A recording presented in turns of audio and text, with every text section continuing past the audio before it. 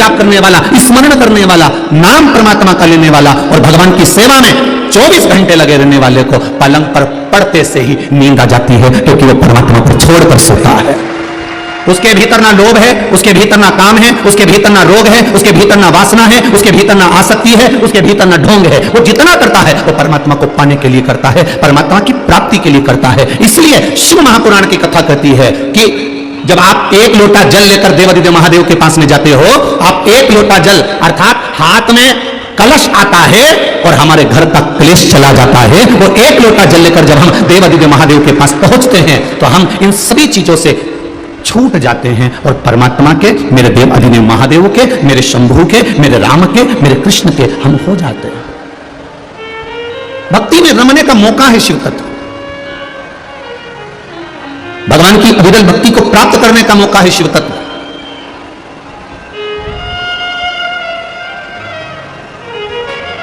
आप क्या कर रहे हो? आपने क्या भगवान को दिया, आपने क्या भगवान को समर्पित किया, उससे मतलब नहीं होना चाहिए। मतलब यह होना चाहिए कि मैंने जो परमात्मा को दिया उससे परमात्मा मुझ पर प्रसन्न हुआ कि नहीं। पहले के समय में लोग मंदिर जाते थे, मंदिर की बाल्टी में से, मंदिर के नल में से पानी भरते थे और देवादिदेव महादेव को चढ़ा देते थे। अब आपने देखा होगा लोग, भक्त अपने घर से जल लेकर जाता है, अपने घर से पानी लेकर जाता। घर से जल लेकर जाना मतलब भगवान शिव से अपने मन की बात, अपने हृदय की बात देवादिदेव महादेव से कह देना। आज छोटे छोटे गांव, बहुत छोटे छोटे गांव, जिन गांवों में न मंत्र आता है, न तंत्र आता है, न साधना आती है, न तप आता है, उन गांवों में आज ग्रामीण क्षेत्र की माताएं हों, बच्चे हों, बुजुर्ग हों, बड़े हों, पुरुष हों, स्त्री हों, प्रतिदिन गांव का छोटे से छोटा शिवालय भी, शंकर का मंदिर शिवालय भी आज भक्तों से आनंद के साथ भरा पड़ा हुआ है, उनकी भक्ति से सब।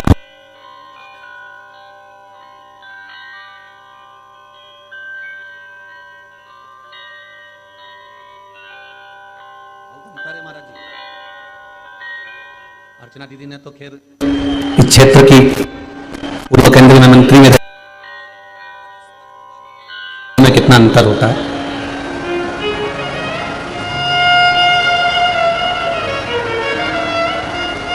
शहर और गांव में बहुत अंतर है, बहुत अंतर।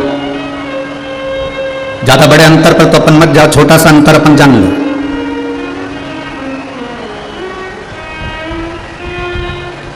गांव में और शहर में एक अंतर है, भारत का विकास, भारत की उन्नति, भारत का प्रमोशन अगर कहीं देखना हो तो शहर में जाकर देख सकते हो, और भारत का विश्वास, श्रद्धा और दृढ़ता देखना हो तो भारत के गांव में जाकर देख सकते हो।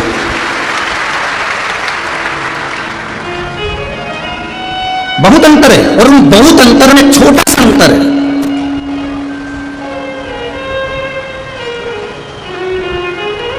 गांव में अगर कोई एक भिखारी लिया जाता है ना दीदी, अगर गांव में कोई भिखारी लिया जाता है ना तो गांव के बच्चे उनको साधु कहते हैं। साधु आए, गुरु आए, बाबा आए, जोगी आया, सन्यासी आया, तपस्वी आया। शहर और गांव का सबसे बड़ा अंतर है, गांव में अगर भिखारी लिया जाए तो उसको साधु समझा जाता है, और शहर में अगर साधु लिया जाए तो उसको भिखारी समझा जाता है। बड़े से बड़ा तपस्वी अगर आकर बैठ जाए तो भी लोग समझेंगे मांगने आया होगा, लेने आया होगा।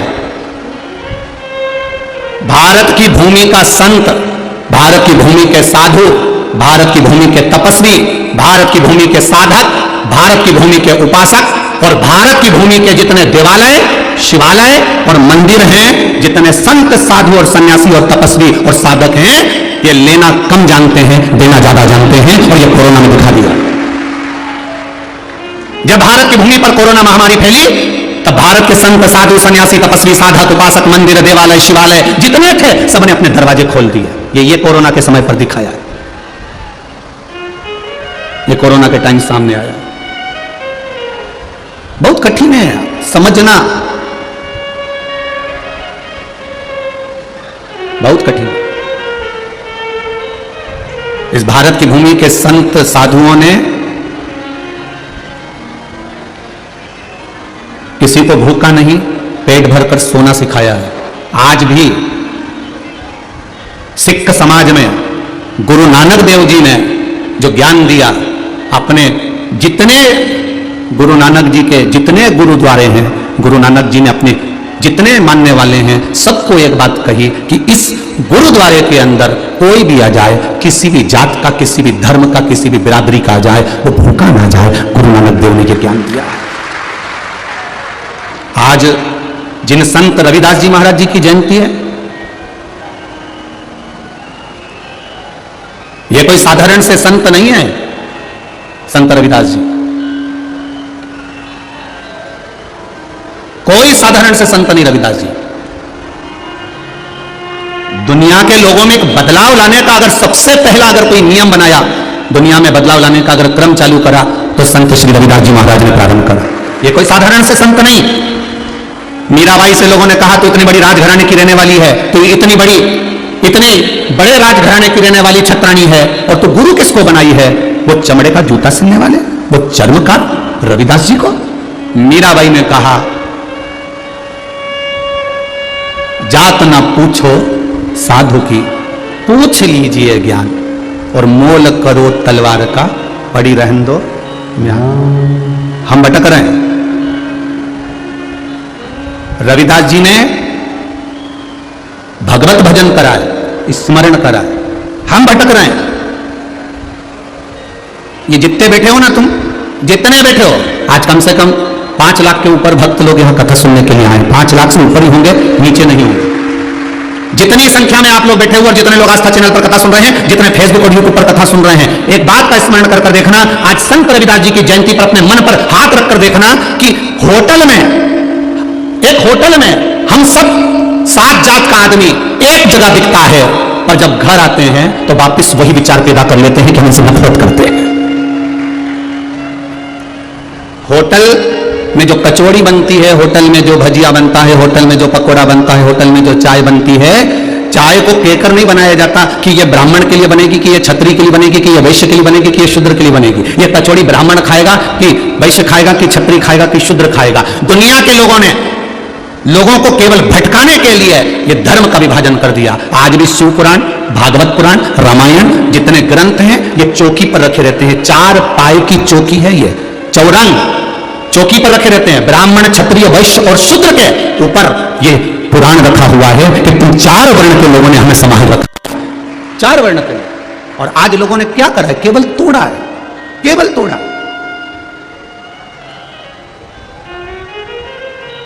मीरा तूने गुरु बनाया चर्मकार को, चमड़े का जूता सिलने वाले को। मीराबाई कहती है जो चमड़े को धोकर साफ कर सकता है, वो मेरे इस चमड़े को भी साफ कर सकता है। ये निश्चित है, ये निश्चित है। मीरा जब तू इतना गुरु बनाकर बैठी है, तो अपने गुरु जी के लिए एक झोपड़ी क्यों नहीं बना देती गंगा जी के तट पर? अपने गुरु जी के लिए गंगा जी के घाट पर झोपड़ा बना दे, छोटी सी कुटिया बना दे। मीराबाई ने कहा मैं जाती हूं। गुरु जी के पास पहुंचकर मीराबाई ने कहा गुरुदेव आपके लिए एक छोटा सा झोपड़ा बना दूं, छोटी सी कुटिया गंगा के घाट पर, काशी के सुंदर घाट पर। गुरुजी बोले मीरा काय के लिए बेटा? गुरुजी सारे संत साधु गंगा जी के घाट पर रहते हैं, बस आप अकेले हो जो गंगा के घाट पर नहीं रहते, इसलिए मैं चाहती हूं कि गंगा के घाट पर एक सुंदर कुटिया बना देती हूं। संत रविदास जी ने कहा मीरा मुझे गंगा के घाट पर जाने की जरूरत नहीं है, भजन में अगर बल है, आहों में असर होगा तो घर बैठे बुला लेंगे, तुम रूठे रहो मोहन हम तुम्हें मना लेंगे। आहों में असर होना चाहिए। मुझे गंगा जी के तट पर जाने की जरूरत नहीं है। अगर मेरा भजन बड़ा है, मेरा कर्म बड़ा है, मैं जो सेवा कर रहा हूं, जूता बना रहा हूं, चमड़ा धो रहा हूं, और कर्म करते करते मैं भजन कर रहा हूं, तो मुझे विश्वास है मेरी गंगा मैया मेरे पास आएगी। गुरुजी यहां और गंगा? गुरुजी बोले अभी रुक। जिसमें चमड़ा धो रहे थे संत रविदास जी आवाज लगाकर कहते हैं मां बहुत प्यास लगी है, मां जल दे दो गया। हीरे की चूड़ी जड़ा हुआ, सोने की चूड़ी जड़ा हुआ हाथ गंगा जी का उस चमड़े धोने वाले बर्तन में से बाहर निकल जाता है, सोने के कलश में जल भरा होता है। गंगा जी कहती हैं, ले रविदास पानी पी लो रविदास। गंगा जी कह रहे, ले रविदास ये जल पी लीजिए। रविदास जी ने सोने का कलश लेकर जल पिया, मीरा ने जल पिया, और जब जल पिया तब मीराबाई ने गुरु रविदास जी के चरणों को प्रणाम कर कर कहा कि गंगा के तट पर गुरु और संत को जाने की जरूरत नहीं पड़ती, जो संत और गुरु भजन में डूबा रहता है गंगा उसे ढूंढती ढूंढती वहां जाती है, उसको जाना नहीं है, वहां तक पहुंच। कहां ढूंढ रहे हैं हम,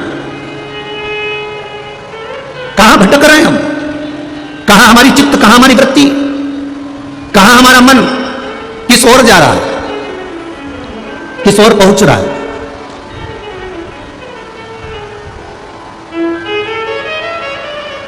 जब धन नहीं होता ना, जब पैसा नहीं होता है, परिस्थिति थोड़ी सी डामाडोल होती है ना, चाहे वो ब्राह्मण हो, चाहे वो क्षत्रिय हो, चाहे वो वैश्य हो, चाहे वो शूद्र हो, दुनिया के लोग उसको नीची दृष्टि से देखने लगते हैं।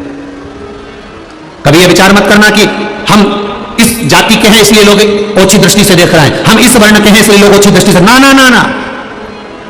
जिस ब्राह्मण के पास में भी धन की कमी होती है दूसरे लोग उसको गलत दृष्टि से देखने लगते हैं, जिस वैश्य के पास में भी धन की कमी होती है उसको लोग गलत दृष्टि से देखने लगते हैं, जिस क्षत्रिय के पास में भी धन की कमी होती है लोग उसको गलत दृष्टि से देखने लगते हैं, जिस शूद्र के पास में धन की कमी होती है उसको लोग गलत दृष्टि से देखने लगते हैं।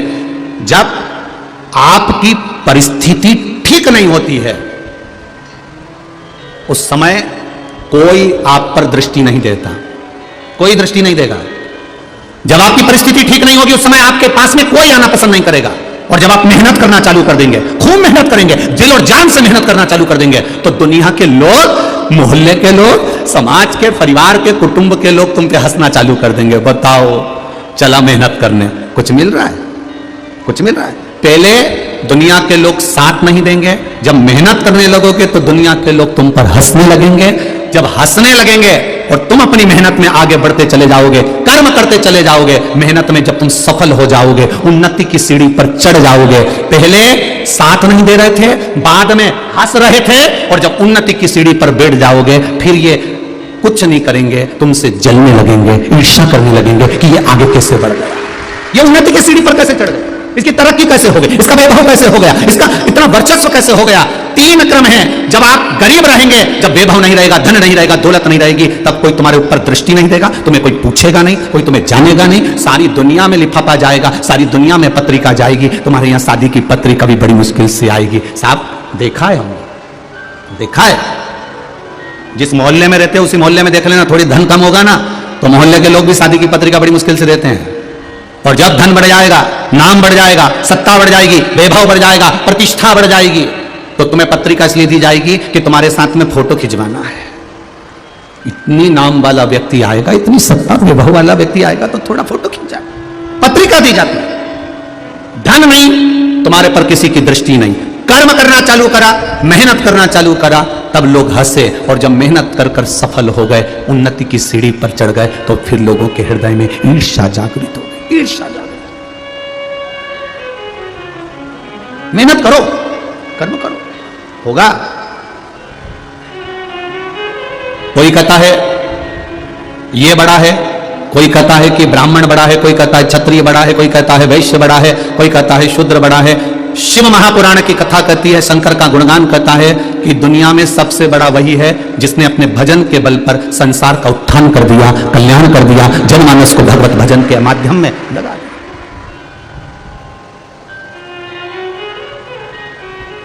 राजा जनक की सभा में, राजा जनक की सभा में बैठे थे बहुत बड़े बड़े राजा, राजा जनक की सभा में बैठे बहुत बड़े बड़े राजा, और राजा जनक की सभा में इतने बड़े बड़े विद्वान बैठे हुए थे, बहुत विद्वान लोग बैठे हुए थे, और विद्वानों में भी विद्वान सारे राजा जनक की सभा में। जैसे अष्टावक्र जी आए, अष्टावक्र जी के आते से ही सब ठहाका लगाकर हंसने लगे, सब ठहाका लगाकर हंस रहे। अष्टावक्र जी ने देखा कि मेरे आने पर सब हंस रहे हैं, क्योंकि 8 जगह से मैं टेढ़ा हूं, मैं 8 जगह से टेढ़ा हूं, ये सब हंस रहे हैं, देखा हूं। अष्टावक्र जी ने कहा राजा जनक जी से, जनक जी आपकी जितनी सभा में लोग बैठे हैं ना, ये हृदय को देखने वाले नहीं, ये चामड़े के शरीर को देखने वाले हैं। जिस दिन किसी के हृदय को पढ़ना अगर ये सीख गए, उस दिन इनकी जिंदगी अपने आप संवर जाएगी। हृदय को पढ़ना सीखना। मेडिकल वाला डॉक्टर की लिखी हुई दवा पढ़ लेता है। बोलो रे बुरहानपुर वालों, अरे बोलो तो सही ना, हो ना, ठीक है। मेडिकल वाला पर्चे में लिखी हुई दवा पढ़ लेता है और मेरा महादेव तुम्हारे चेहरे को पढ़ लेता है। क्या चाहिए, क्या चाहिए? एक बार पार्वती जी ने शिव जी से पूछा था कि तुम नेत्र बंद करके बैठे रहते हो, इतने सारे लोग तुम्हारे यहाँ पे जल चढ़ा के जाते हैं, तुम्हारी पूजन करके जाते हैं, कभी कभी किसी किसी को देख तो लिया करो। शंकर भगवान बोले मुझे देखने की जरूरत नहीं, मेरे 3 नेत्र हैं, 3 नेत्र हैं। तो पार्वती जी बोली तीनों तो बंद रहते हैं, एक नेत्र खोल के बैठ जाओ। शंकर भगवान बोले मुझे नेत्र खोलने की जरूरत नहीं है, मेरे 3 नेत्र हैं। तो पार्वती जी ने पूछा तुम्हारे 3 नेत्र हैं और तीनों नेत्र तो बंद रहते हैं, फिर आप किस नेत्र से भक्त के हृदय की बात को पढ़ते हो? जरा सुन लेना रे बुरहानपुर वालों, जरा अच्छे से सुनना अश्वत्थामा शिव महापुराण की कथा।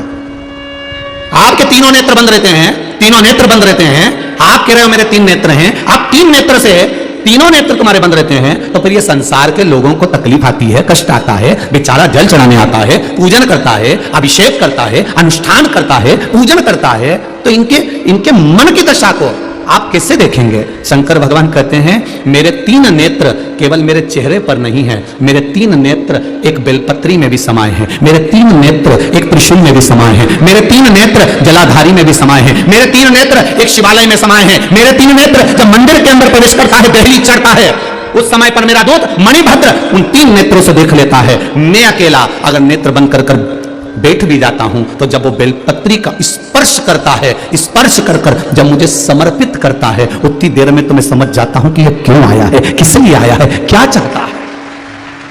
उस स्पर्श से समझा जाता है, स्पर्श से। आज भी हमारे रिसर्च वालों ने रिसर्च किया है, मात्र स्पर्श से समझा जा सकता है कि व्यक्ति का व्यवहार कैसा है। स्पर्श से एक व्यक्ति, एक पुरुष एक कन्या को या स्त्री को या नारी को या किसी एक व्यक्ति को अगर स्पर्श करता है तो उससे मालूम पड़ जाता है कि इसकी लालसा क्या है।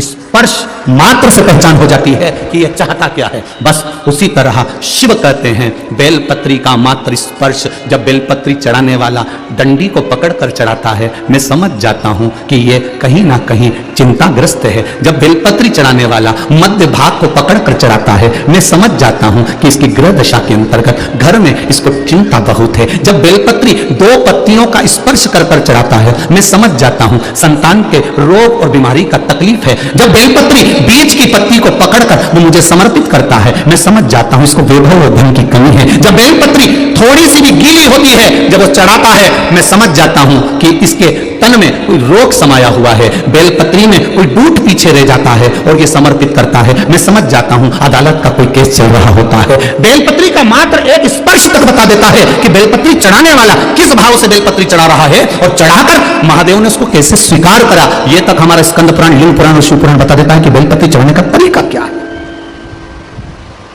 दुनिया के लोगों बेलपत्री का स्पर्श मात्र बता रहा है, स्पर्श मात्र।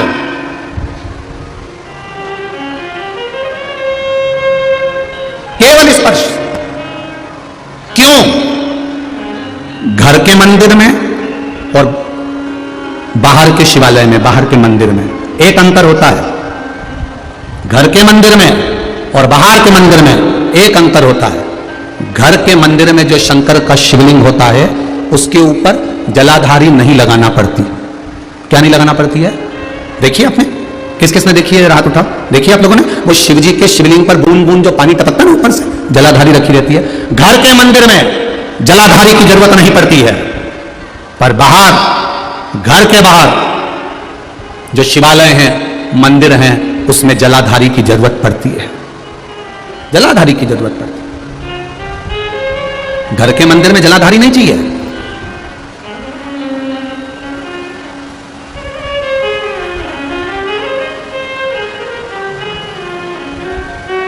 कल किसी ने एक पत्र भेजा था, वो पत्र यहां पर होगा, नीचे रखा होगा। उसने पत्र में लिखा था, मान लो हमारे घर में एक ठाकुर जी हैं, और एक ठाकुर जी और हमारे यहां आ गए, तो हम एक ठाकुर जी का क्या करें?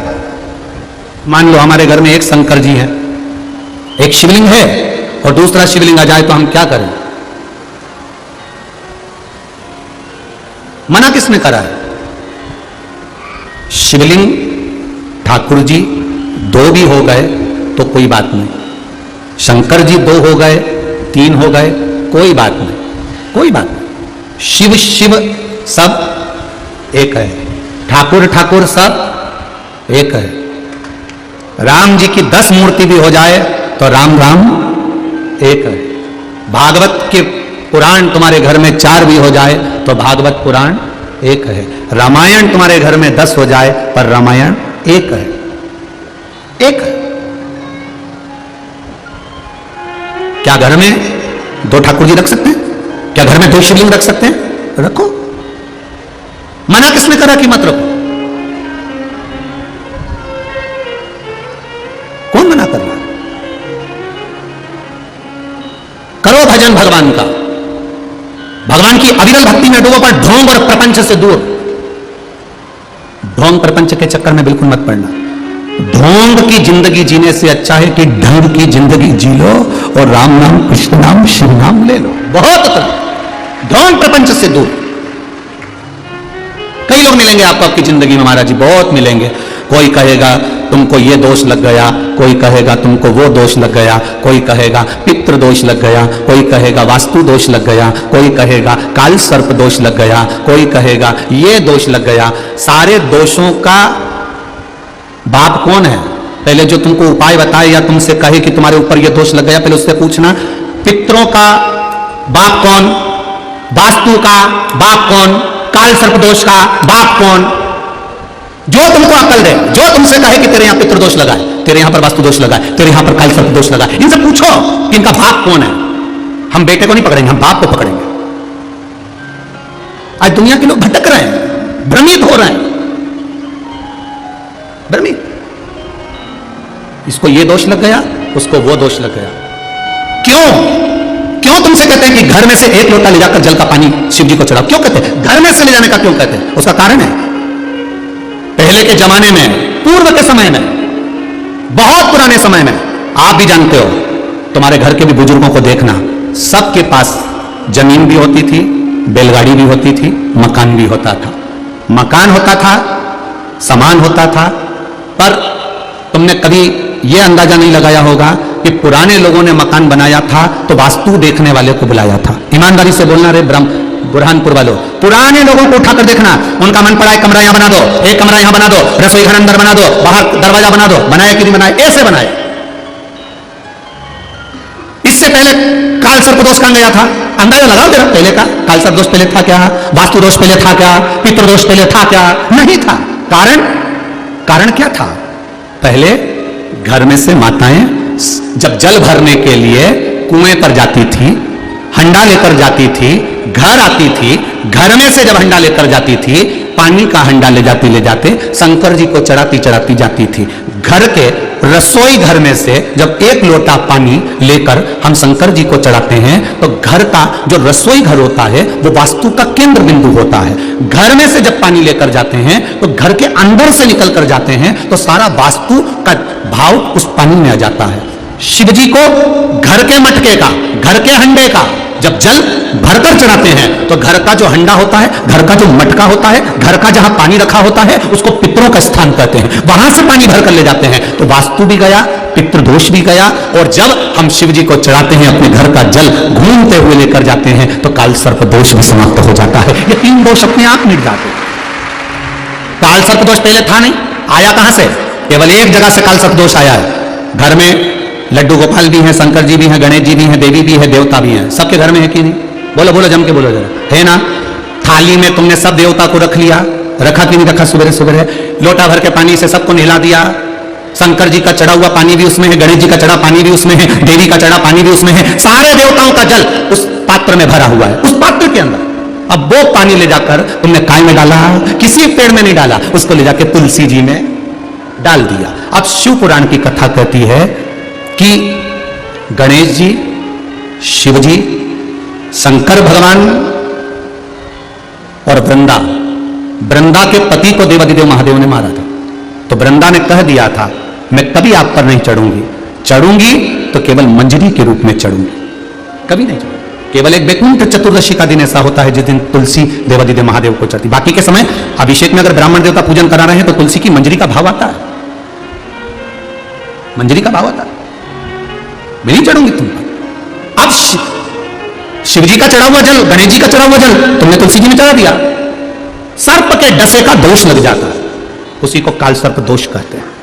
ये पहले नहीं होता था, क्योंकि पहले घर के बाहर वृक्ष लगे होते थे, पेड़ लगे होते थे, तो पहले के लोग भगवान के स्नान का जल तुलसी में कभी नहीं डालते थे। पहले के लोग भगवान के स्नान का जल पेड़ों में डालते थे, वृक्षों में डालते थे। अब आज के जमाने में किसी के मकान में इतने वृक्ष नहीं है कि वो वृक्षों में ले जाकर डाल दे, और डालते भी नहीं है। डालेंगे तो वो तुलसी में ही डालेंगे, डालेंगे तो तुलसी में। अंतर होता है, और यही तो हमारे संस्कार हैं, ये हमारे संस्कार हैं। एक प्रैक्टिकल करके देखना, सासू मां से निवेदन है प्रैक्टिकल करना घर में। कपड़े धोना, और कपड़े का धुआ हुआ जो पानी है ना उसको घर के बच्चे को दे देना, ले इसको डालिया। घर का बच्चा वो कपड़ा धोया हुआ पानी ले जाकर तुलसी जी में डालेगा क्या? जम के बोलो जरा, नहीं। घर का बच्चे से ये मत कहना कि इस पानी को कहां डालना, बस इतना कह दो कपड़े धोया हुआ पानी बच्चे को पकड़ाना और कह देना कि इसको डालिया। और भगवान के स्नान का वो पात्र तर्पणा वो बच्चे के हाथ में पकड़ा देना। जब वो कपड़े की धोई हुई बाल्टी लेके जाता है तो यूं यूं हिलाता हुआ जाता है, और तर्पणा का पानी लेकर जाता है। धीरे धीरे धीरे धीरे लेकर जाएगा, बिल्कुल रास्ती रास्ती लेकर जाएगा, और वो धीरे से ले जाकर काय में डालेगा? तुलसी जी में डालेगा। ये हमारा सनातन धर्म का संस्कार है,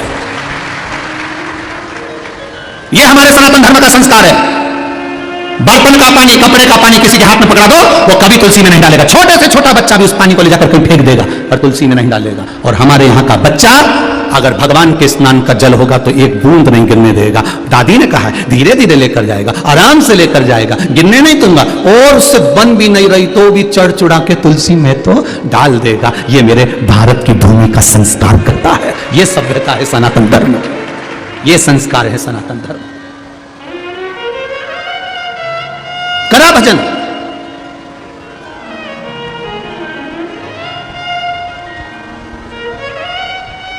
दुनिया के लोग कहते हैं रविदास जी चर्मकार थे। शिव महापुराण की कथा कहती है भजन करने वाला, कीर्तन करने वाला, मंत्र जाप करने वाला, भगवान की भक्ति में डूबने वाला कौन समाज का होता है किसी को नहीं मालूम, क्योंकि वो भगवान का होता है। जो भगवान का होता है उसका जात नहीं पूछी जाती कि कौन जात का है, वो तो भगवत भजन करने वाला है। मैं भारत की भूमि के जितने चर्मकार हैं, भारत की भूमि के जितने चर्मकार हैं, जितनी चर्मकार समाज के लोग हैं, उनको आज साधुवार्ता देता हूं। आपको गौरव होना चाहिए। आपके गुरु गंगा के घाट पर नहीं गए, गंगा ने गुरु को अपने पास बुला लिया। ये गौरव है आपका, ये गौरव है आपका।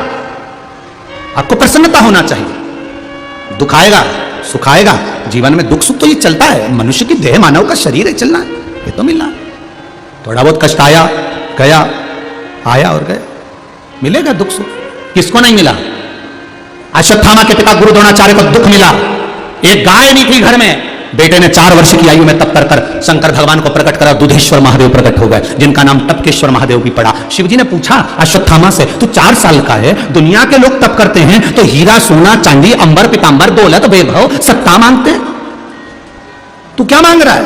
केवल गाय का दूध आज तक नहीं पिया, वो गाय माता का दूध मुझे पीना है। शिवजी कह रहे हैं गाय का दूध मांग रहा है, केवल गाय का दूध? हाँ, केवल गाय का दूध। गाय का दूध तो तुझे कोई नहीं दे देता रे अश्वत्थामा।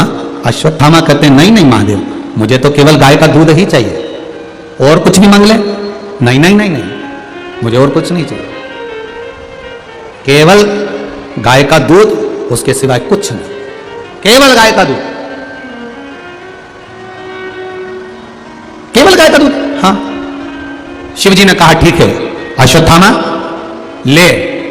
भगवान देवादिदेव महादेव ने शिवलिंग जो अश्वत्थामा ने रखा था, उस शिवलिंग में से दूध की धार बाहर निकाल दी। शिवजी का नाम दूधेश्वर महादेव पड़ गया। अश्वत्थामा उसका आचमन कर रहा, अश्वत्थामा आचमन कर रहा, आचमन। और अश्वत्थामा जब आचमन कर रहे हैं, वो गाय के दूध का आचमन अश्वत्थामा कर रहा है, गाय के दूध का आचमन। और आचमन कर कर अश्वत्थामा जब कुछ देर हाथ को खासा कर कर धोकर अश्वत्थामा ने जब शिवलिंग का स्पर्श किया, मेरी माताओं से, मेरी जीजियों से, बरहानपुर की सभी माओं से, बेटियों से, मेरी बहनों से, मेरी जीजियों से, और जितने भाई लोग बैठे हैं मेरे जीजाओं से निवेदन है, शिव मंदिर में जाना, अगर मान लो जल चढ़ाने का नहीं हो तो या तो शंकर मंदिर की चौखट या नंदी का पीछे वाला चरण, नंदी का जो एक पांव पीछे होता है वो चरण, या शिवलिंग का स्पर्श, वो भी ना हो पाए, वो भी अगर ना हो पाए तो शिवलिंग की चौखट का स्पर्श, वो भी ना हो पाए तो नंदी का स्पर्श, वो भी ना हो पाए तो जिस भूमि से, जिस रास्ते से मंदिर के अंदर प्रवेश करते हो उस भूमि का भी अगर स्पर्श हो जाता है तो शिव तत्व प्राप्त हो जाता है। शिव तत्व मिल गया महाराज, शिव की प्राप्ति हो जाती है, फिर वो रुकता नहीं महाराज।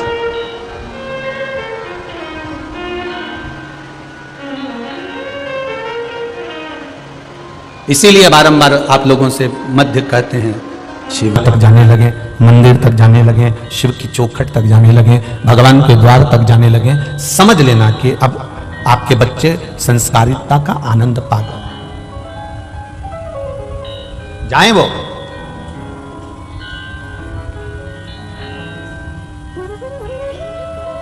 देवव्रत, कश्मीर प्रदेश में रहने वाला एक ब्राह्मण है देवव्रत, जो भगवान का भजन करता है, स्मरण करता है, अपनी बेटी को रोज ज्ञान देता है, प्रत्येक दिन अपनी बेटी को समझाता है।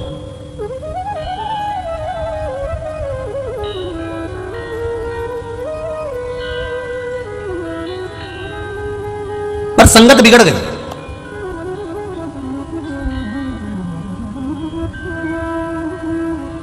अपनी बेटी से रोज कहता है कि शिवालय जाकर एक लोटा जल चढ़ा दिया कर।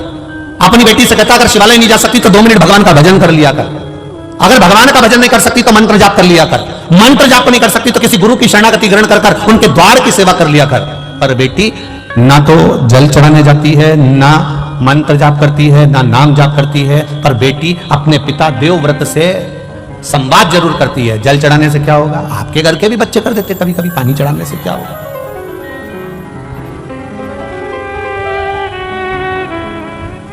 जल चढ़ाने से कौन सा फायदा?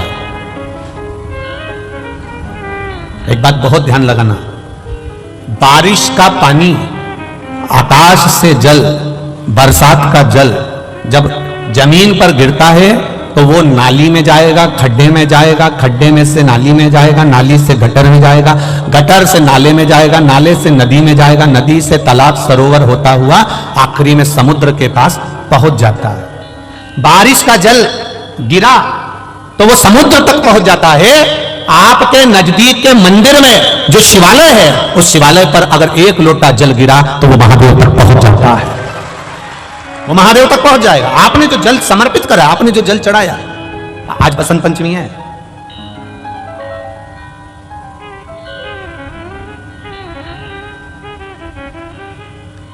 भगवान देवाधिदेव महादेव का आज बसंती पुष्प से, सरसों का जो फूल होता है, 108 सरसों के पुष्प से भगवान शंकर का श्रृंगार किया जाता है या शिव को समर्पित किया जाता है।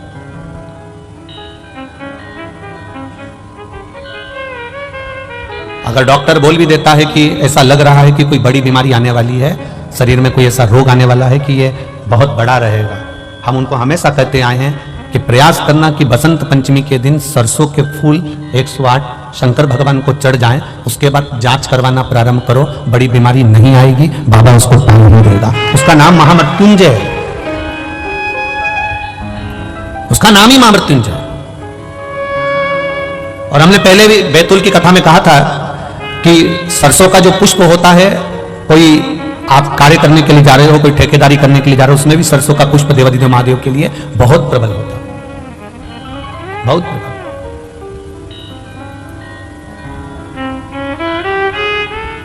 महाराज, बेटी को दिया ज्ञान, पर बेटी मानती नहीं, प्रश्न बहुत करती है, बहुत प्रश्न।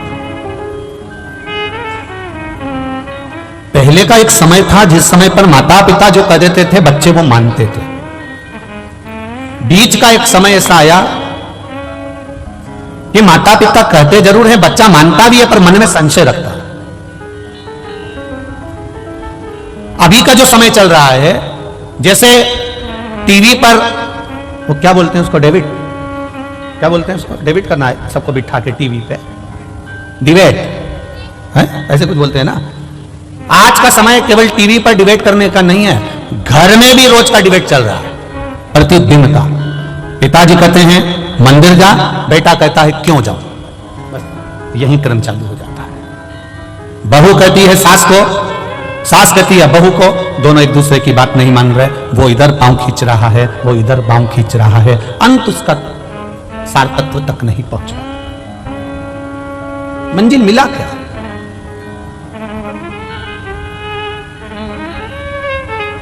जितने भी चैनल खोलो और उस पर डिबेट होता हुआ दिखे तो आप प्रयास करना कि इसमें कहीं मंजिल मिल जाए तो जरूर बताना। मंजिल नहीं मिलती, किसी लक्ष्य तक नहीं पहुंच पाता, बीच में ही उसको छोड़ना पड़ता और वो संशय में घूमता रहता है। आज भी घरों में यही हो रहा है। माता पिता बच्चों से कहें कि तू जल चढ़ाने जा, माता पिता बच्चों से कहें कि तुम प्रणाम करो, माता पिता बच्चों से कहें कि तुम भजन करो, माता पिता बच्चों से कहें कि तुम कीर्तन करो। पर यह व्यासपीठ, ये शिव महापुराण की कथा हमेशा कहते आई है कि कल परसों की कथा में भी कहा था, एक मां ने अपने बच्चे का हाथ पकड़कर संत से कहा, गुरुजी मेरे बच्चे से कह दो कि ये शक्कर ना खाए, मीठा ना खाए। गुरुजी ने 1 हफ्ते का समय मांगा और 1 हफ्ते बाद गुरुजी ने कहा कि बेटा तुम शक्कर मत खाना। तो मां को क्रोध आ गया, ये बात तो तुम 1 हफ्ते पहले भी कह सकते थे। तो गुरुजी ने कहा कह तो सकता था, पर उस समय तक मैंने शक्कर छोड़ी नहीं थी, जब तक मैं छोड़ूंगा नहीं तब तक दूसरे से कहूंगा कैसे। इसलिए पहले मैंने छोड़ी है। आप सबसे निवेदन है, अपने बच्चे को ज्ञान देने से पहले स्वयं पहले मंदिर जाना प्रारंभ करो, शिव को जल चढ़ाना प्रारंभ करो, श्री शिवाय नमस्तुभ्यम कहना प्रारंभ करो, एक बिलपत्र बाबा को समर्पित करना प्रारंभ करो। फिर धीरे धीरे बच्चे अपने आप ढलते चले जाएंगे, उनको बोलने की जरूरत नहीं पड़ेगी, स्वयं ढले। देवव्रत, कश्मीर प्रदेश में देवव्रत नाम का ब्राह्मण, और ब्राह्मण अपनी बेटी को हमेशा कहता है अपनी संगति सही रखना, विचार सही रखना, सोच सही रखना, गलत लोगों में मत पड़ जाना, गलत लोगों के बीच में मत जाना। बार बार अपनी बेटी को समझाता था, पर बेटी का विवाह कर दिया गया। बेटी का विवाह करने के बाद भी बेटी की चित्त बुद्धि सही नहीं हो पाई। वो विवाह होने के बाद भी पर पुरुषों पर उसकी दृष्टि पड़ी रही, पर पुरुष पर उसकी दृष्टि पड़ी रही।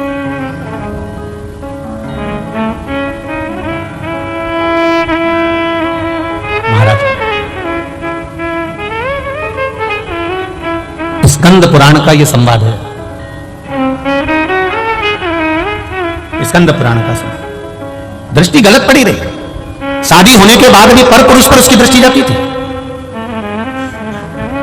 जो नारी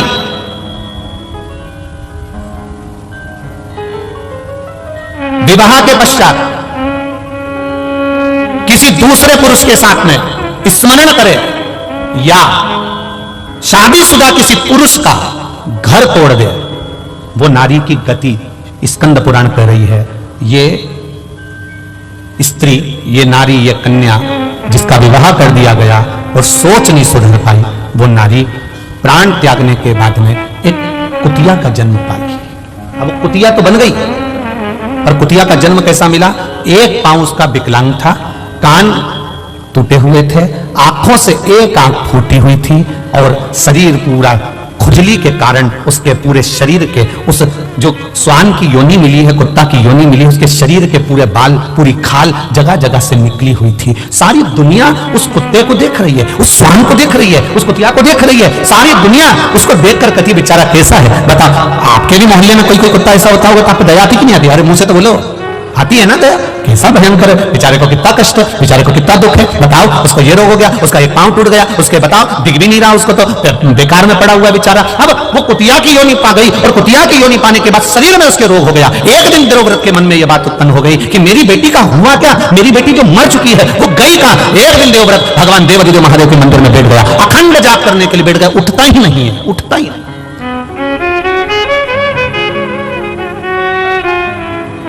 उठ ही नहीं रहा।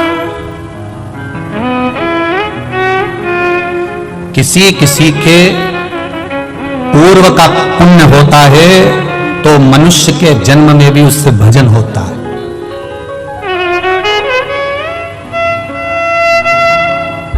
किसी का पूर्व का पुण्य हो तो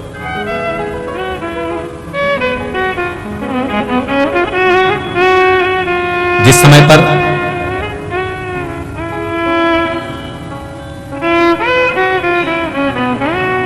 महाभारत में पांडवों में युधिष्ठिर, नकुल, सहदेव, भीम, अर्जुन ये सब थे, और जिस समय पर अर्जुन मर गया,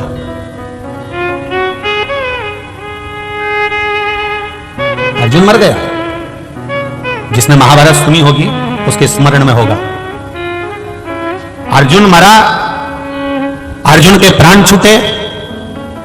किस समय?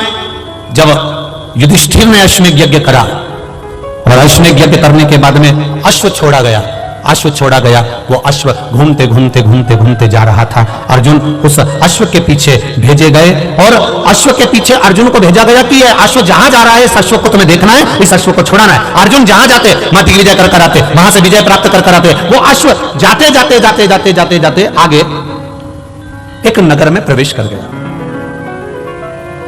और मणिपुर नगर में जब वो प्रवेश करा, अर्जुन को मालूम था ये वो नगर है जहां पर मेरी धर्म पत्नी, देखिए अर्जुन की एक पत्नी है द्रौपदी, एक धर्म पत्नी है उनकी सुभद्रा, एक नागों की कन्या उलूपी, और एक चित्रांगदा। अर्जुन को यह स्मरण में था कि यहां पर मेरा बेटा चित्रांगदा मेरी पत्नी रहती है, और उसका बेटा भी यहीं रहता है, बुर्ब्रभान।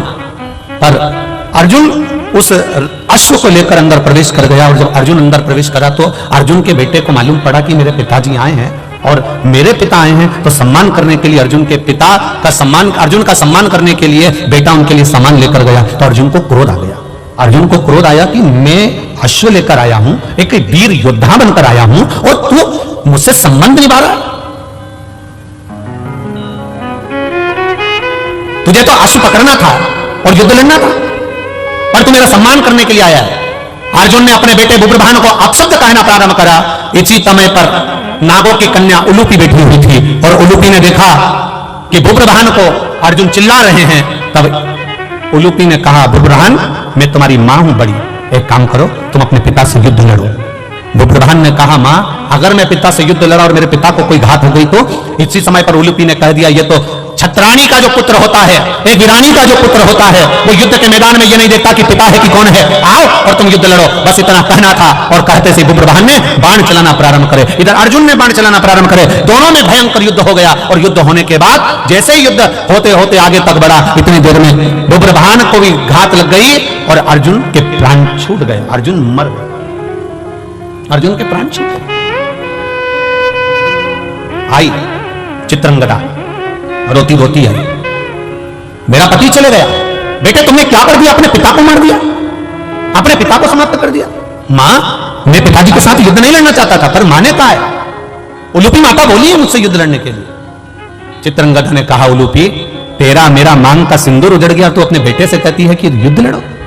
चित्रांगदा के सामने उलूपी ने कहा, मैं छत्राणी हूं, क्षत्रिय की बेटी हूं, मैंने अपने बेटे को, इस बुर्ब्रभान को केवल एक क्षत्रिय का फर्ज अदा करने का प्रयास करा है। ब्राह्मण हो, ब्राह्मण कर्म से पीछे मत हटना, वैश्य हो, वैश्य कर्म से पीछे मत हटना, क्षत्रिय हो, क्षत्रिय कर्म से पीछे मत हटना, और शूद्र हो तो शूद्र कर्म से पीछे मत हटना। यह हमारा धर्म भी है और हमारा कर्म भी है, उससे हम पीछे कैसे हटें? तुमने श्रेष्ठ नहीं करा, तुमने अच्छा नहीं करा। रो रही चित्रांगदा, रो रही है, आंखों में जल भरा, ये अर्जुन मर गया, अब जीवित कैसे होगा? उलूपी ने कहा, मैं नागों की कन्या हूं, मैं जानती हूं अर्जुन को जीवित कैसे करना, क्या कर सकती हो? बुर्ब्रभान धृतराष्ट्र सर्प के पास जाना, और धृतराष्ट्र सर्प के पास जाना, और उस धृतराष्ट्र सर्प कौन? शिव जी के गले में कौन सा नाग होता है? जम के बोलो जरा। वासुकी नाग शंकर भगवान के गले में होता है। वासुकी नाग का सबसे बड़ा बेटे का नाम था धृतराष्ट्र। वो धृतराष्ट्र नहीं, पांडव और कौरव वाला, वो अलग है। वासुकी नाग का सबसे बड़ा पुत्र है धृतराष्ट्र, सबसे बड़ा बेटा। एक बार देवादिदेव महादेव जब वासुकी नाग पर कृपा कर दिए थे तो वासुकी नाग ने देवादिदेव महादेव से मांग लिया था, मुझे ऐसी मणि प्रदान कर दीजिए भोलेनाथ जिस मणि को किसी से छुआया जाए और वो मरा हुआ भी जीवित हो जाए। देवादिदेव महादेव ने कहा वो मणि तो केवल एक महामृत्युंजय मणि है, मैं तुझे दे देता हूं। और शंकर भगवान ने वो महामृत्युंजय मणि धृतराष्ट्र को दे दी थी। उलूपी ने कहा धृतराष्ट्र के पास जाओ, वासुकी नाग के बेटे के पास में जाओ और वो मणि लेकर आओ। वो मणि अगर होगी तो वो मणि से वो जीवित हो सकता है, इसके सिवा जीवित नहीं होगा। वो ब्रह्मांड धृतराष्ट्र सर्प के पास गया, नाग के पास गया, मेरे पिता को जीवित करना है। धृतराष्ट्र ने कहा तेरे पिता को जीवित करने की सामर्थ्यता मुझ में नहीं है, मैं मणि दे भी दूंगा पर तेरा पिता जीवित नहीं हो सकता। कब तक? जब तक देवादिदेव महादेव इशारा ना कर दें तब तक इसका काल नहीं कर सकता, क्योंकि इसका नाम महाकाल है। जाओ उसके पास, पहुंचो उसके पास। वो ब्रह्मांड उलूपी चित्रंगदा शिव जी की आराधना में लग गई और भगवान देवादिदेव महादेव ने क्या कृपा करी। शंकर भगवान ने खुद धृतराष्ट्र से कहा बेटा मणि दे दीजिए। वो मणि बुब्रभान लेकर गए और ले जाकर अपने पिता को जब स्पर्श कराया अर्जुन बाबू जीवित होकर बैठ गया। अकाल मृत्यु वो मरे जो काम करे चंडाल का, काल उसका क्या बिगाड़े जो भक्त हो मां काल। जो शिव का उपासक होता है, शंकर का गुणगान करने वाला, शिव भक्ति में रमने वाला, शंकर पर अटूट विश्वास करने वाला भटकता नहीं। देवव्रत शिव की आराधना में डूब गए, हिलते नहीं, जाते नहीं, आते नहीं, एक ही जगह पर स्थिर होकर बैठ गए। स्थिर जाइए।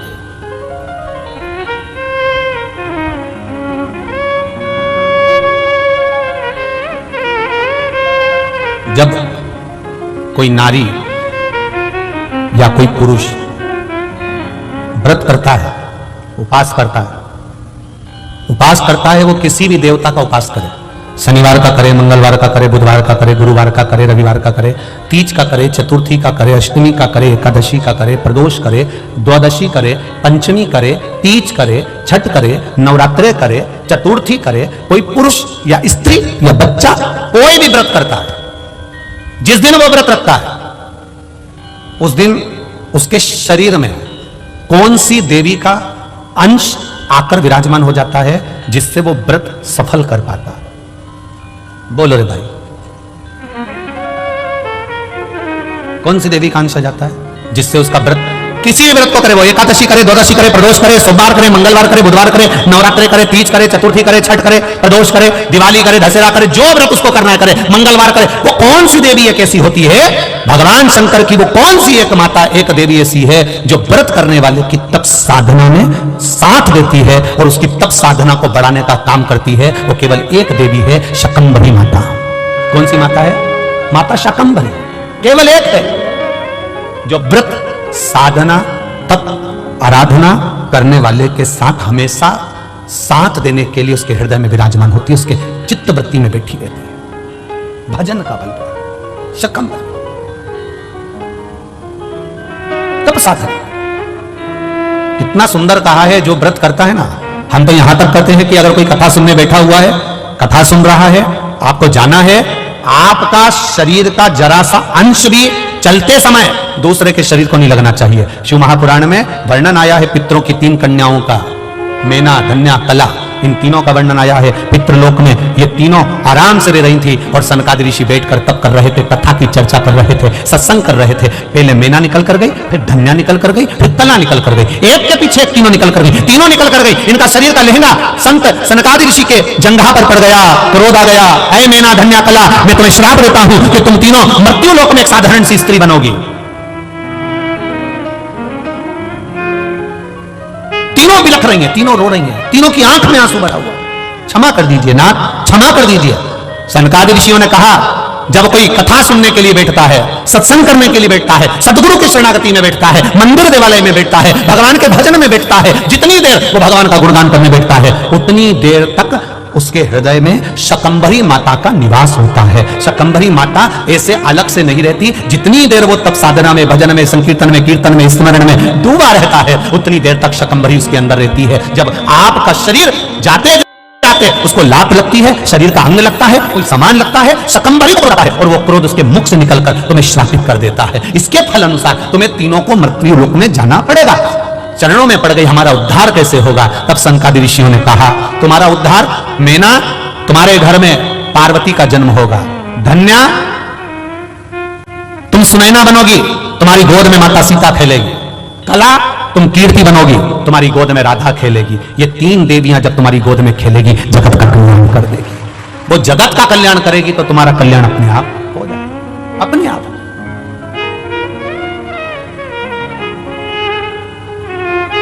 हम यहां तक कहेंगे, उसका भी स्मरण रहे। अगर कोई अपने घर से 1 लोटा जल लेकर जा रहा है, शिव जी के मंदिर तक जा रहा है, शिवालय तक जा रहा है, तो यहां तक भी निवेदन करेंगे कि हंसो, दुनिया का काम है हंसना। अभी आदरणीय महाराज जी कह रहे थे कि जब कोई सनातन धर्म के लिए आगे बढ़ता है, कोई अच्छे काम के लिए आगे बढ़ता है, तो दुनिया ताने भी देती है, अपशब्द भी कहती है, टांग भी खींचती है। लोग अपशब्द पर अपशब्द कहते हैं। जब आप 1 लोटा जल लेकर देवालय शिवालय की ओर जाएंगे, तो आप जिस रास्ते से निकल कर जाएंगे, दुनिया के लोग आप पर भी हंसेंगे। लो, एक और आ गई सीओर वाला महाराज की चेली, लोग हंसेंगे। ये चल दी सावित्री बनकर, अनसुईया बनकर। दुनिया के लोग कहेंगे, अपशब्द कहेंगे, आड़ा टेढ़ा कहेंगे, बोलेंगे, पर आग लगे बस्ती में अपन रहो मस्ती। कहे तो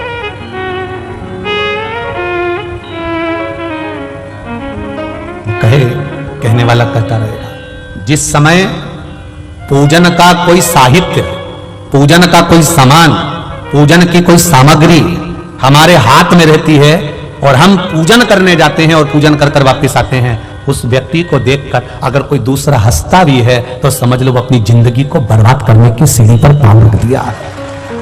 उसने अपनी जिंदगी की बर्बाद होने वाली सीढ़ी पर पांव रख दिया, तब उसको बर्बाद होना निश्चित है। देवव्रत शिव जी के सामने बैठा है, घोर तप कर रहा है, घोर अखंड तप करने में लगा हुआ है। और ऐसा अखंड तप देवव्रत कर रहा है, उसको केवल एक चीज मालूम करना है कि मेरी बेटी, जिसको मैं समझा कर ले गया, वो बेटी की दशा कैसी है। तब देवव्रत ने अखंड तप करा। मेरे देव अधिदेव महादेव खुद नहीं आए, मां अंबा नहीं आई, जगदंबा नहीं आई, शिव जी ने अपने नंदी को भेज दिया। नंदीश्वर, जाकर मालूम करो देवव्रत क्या चाहता है, इस देवव्रत को चाहिए क्या। जाओ जरा मालूम करो, जाओ। और महाराज, तब साधना का जो बल होता है वो कोई साधारण नहीं होता। दूध में सुगंध गंध नहीं होती। दूध में सुगंध गंध कब आएगी? जब दूध को आप तपाओगे, फिर उसको जमाओगे, जमाकर फिर उसका घी निकालोगे, और घी निकालोगे तब उसमें गंध आना, सुगंध आना प्रारंभ हो जाएगी। दूध में सुगंध नहीं है, पर दूध को तुमने पहले फाड़ा, तपाया, फाड़ा, फिर उसको अग्नि पर तपाया। तपाने के बाद में जब वो धीरे धीरे धीरे धीरे धीरे धीरे घी बना, तब उसमें सुगंध आना प्रारंभ हो गई। उसी तरह मनुष्य में उतना आनंद सुख कैसे प्राप्त हो सकता है, शंकर की भक्ति कैसे प्राप्त हो सकती है? तो कहा, दुनिया के लोग अपशब्द कहकर तुम्हें तपाएंगे, अपशब्द कहेंगे, ताने देंगे, गाली देंगे, आड़ा टेढ़ा कहेंगे, फिर भी तुम भगवान शिव के शिवालय में जाती रहना। जब तपते रहोगे, तपते रहोगे, तपते रहोगे, तो एक दिन सुगंधित घी बन जाओगे और आपका जीवन सार्थक हो जाएगा। तपाएंगे लोग, कहेंगे, दुनिया के लोग कहेंगे जो कहना।